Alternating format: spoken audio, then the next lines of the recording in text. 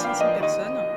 Le savoir n'est plus quelque chose qui est donné, qui vient du ciel au ciel.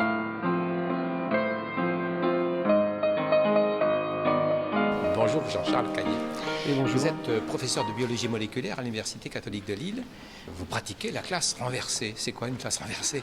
Alors une classe renversée, c'est un peu comme une classe inversée, sauf que les étudiants sont do it yourself, c'est-à-dire qu'ils doivent tout faire.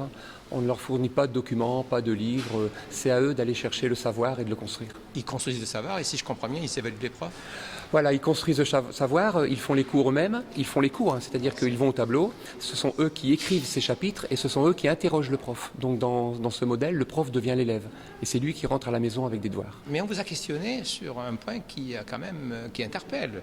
On vous a demandé quel est le modèle économique de la classe inversée Oui, à l'université. Oui, ça perturbe beaucoup d'enseignants de savoir quel est le modèle économique, autrement dit combien ça coûte, combien de temps il faut et comment on s'organise, alors que la question du modèle économique, elle est plutôt à prendre à l'envers, c'est-à-dire quelles sont les erreurs à ne pas commettre en termes de modèle économique. Autrement dit, il faut vraiment travailler avec des outils simples, des outils par exemple des cartes mentales, des tableaux sur lesquels on écrit, des méthodologies créatives et ne pas dépenser énormément d'argent pour créer des endroits, des laboratoires remplis de technologies, remplis au départ sans méthode et qui font que les enseignants font de la transposition. Donc finalement, si vous donnez aux enseignants des primes, des salaires différents, si vous leur donnez des moyens technologiques, mais qu'ils voient l'innovation juste comme une façon différente de faire la même chose, économiquement, ça vous coûte beaucoup plus cher que si vous faisiez des cours classiques. Enfin, on vous a posé la question. Moi, j'ai 250 étudiants. Ça coûte cher quand même les travaux dirigés pour 250 étudiants. Alors, on fait de la classe renversée avec 250 étudiants? Oui, on peut faire de la classe inversée. Moi, je fais de la classe inversée avec des groupes de 50 étudiants. J'ai vu à Boston des professeurs de physique qui faisaient de la classe inversée en direct avec 250 étudiants sur des plateaux. Donc là, par contre, il faut de la technologie. Il faut des micros, il faut des ordinateurs, des connexions.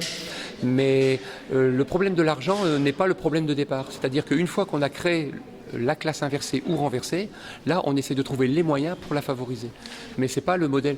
Le problème n'est pas le modèle économique au départ. Et alors le vrai problème, quel est-il alors? Le vrai problème des enseignants qui posent la question du modèle économique, Oui. c'est peut-être de se dire, comme dans pas mal de cas, si on me donne de l'argent et du temps, je peux faire des choses. Mais je pense que c'est pas avec de l'argent et du temps qu'on fait de l'innovation pédagogique. Quand on se lance dans l'innovation pédagogique, on peut trouver des moyens et on peut trouver du temps. Alors, l'enseignant que vous êtes a basculé dans l'innovation pédagogique. Il y est venu certainement progressivement. Mais quand on a basculé, on revient au traditionnel? Mais moi j'ai basculé dans l'innovation pédagogique, mais je reste aussi dans l'enseignement classique. J'adore enseigner de manière classique. Donc je n'ai pas renié ma façon d'enseigner. Donc je continue à faire des cours normaux et je fais aussi des cours de manière inversée et renversée. La solution, c'est l'hybridation. Voilà, le véritable enjeu de l'innovation, le véritable enjeu, ce n'est pas de faire des choses nouvelles, c'est d'articuler ces choses nouvelles à l'enseignement académique. Et c'est avec cette articulation, cette synergie, qu'on arrive à faire de belles choses. Alors moi je suis enseignant académique, il ne faut pas que je me sente fautif de mettre en œuvre ce type d'enseignement. Non. Quel conseil vous me donneriez? Voilà, il faut intégrer des équipes, il faut de véritables dynamiques d'équipe avec des synergies complémentaires. C'est-à-dire que dans une équipe de pédagogues, on peut très bien avoir quelqu'un qui n'est innovant qu'à 5% et un autre qui l'est à 95% et faire travailler ces gens ensemble.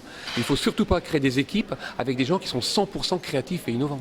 Donc la solution quand même, c'est le collaboratif entre enseignants pour permettre le collaboratif entre élèves? Oui, la véritable solution, c'est le travail d'équipe. C'est-à-dire qu'un prof seul qui fait de l'innovation dans son coin, ça n'aboutira à rien et son innovation, elle disparaîtra avec lui.